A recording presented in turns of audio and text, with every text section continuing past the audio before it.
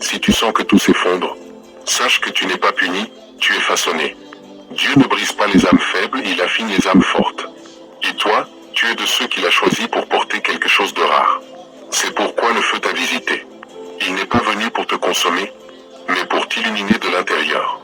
Le raffinement spirituel, c'est apprendre à rester debout quand tout s'écroule. À bénir quand tu ne comprends pas. À avancer sans carte, simplement parce que la voix intérieure t'a dit, continue. L'école du silence. Dieu enseigne souvent dans le silence.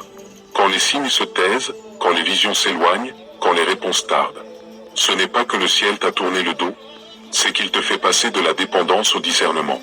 L'enfant pleure pour être nourri, mais le fil marche en confiance, sachant que le pain est déjà prévu. Le silence du ciel est l'école de la maturité.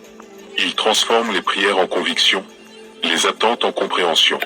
Il t'apprend à écouter ce qui ne s'entend pas, à voir ce qui ne se montre pas, à croire sans sensation, parce que tu sais, et c'est cela, la foi réelle. Pas celle qui s'appuie sur les frissons, mais celle qui reste debout quand tout frissonne. Le silence, c'est le creuset où naît la stabilité des élus. C'est la main invisible de Dieu qui retire les béquilles de ton âme, pour que tu marches enfin seul, non par abandon, mais par confiance, la sagesse dans l'attente. Il est écrit, ceux qui espèrent en l'Éternel renouvellent leur force. Ils prennent leur vol comme des aigles. Ésaïe 40, 31. Mais avant de voler, l'aigle apprend à attendre le vent. Il ne bat pas des ailes en vain. Il reste perché, observant les courants invisibles. Et quand le vent du ciel se lève, il s'élance, porté sans effort. Ainsi en est-il de toi. Ne cherche plus à forcer les choses. Observe les courants divins. Quand le moment sera venu, tu sentiras la poussée intérieure. Et là, tu n'auras pas besoin de lutter, la grâce fera tout. L'attente n'est pas un vide, mais une gestation. Ce que Dieu a promis prend forme dans le silence, comme la semence prend racine dans l'obscurité. Tu ne vois pas encore la récolte, mais sous la terre, la vie travaille. Chaque prière, chaque larme, chaque renoncement est une graine de lumière qui prépare sa floraison. Et si le ciel t'a mis en pause, c'est parce qu'il prépare ta scène. Il ajuste les temps, les personnes, les lieux. Ce qui semblait bloqué est en réalité coordonné.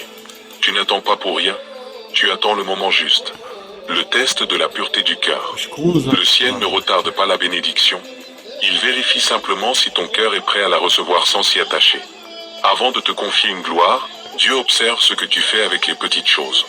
Avant de te donner le trône, il te regarde servir dans le secret. Car celui qui ne sait pas être humble dans l'ombre se perdra dans la lumière.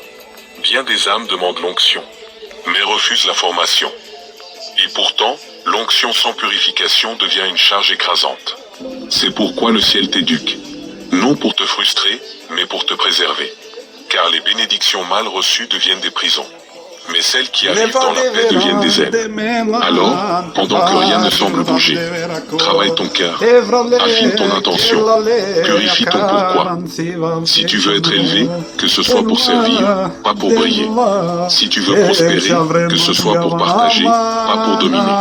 C'est là que Dieu reconnaît ses élus. Le cœur pur attire le mouvement divin comme un miroir attire la lumière. Et plus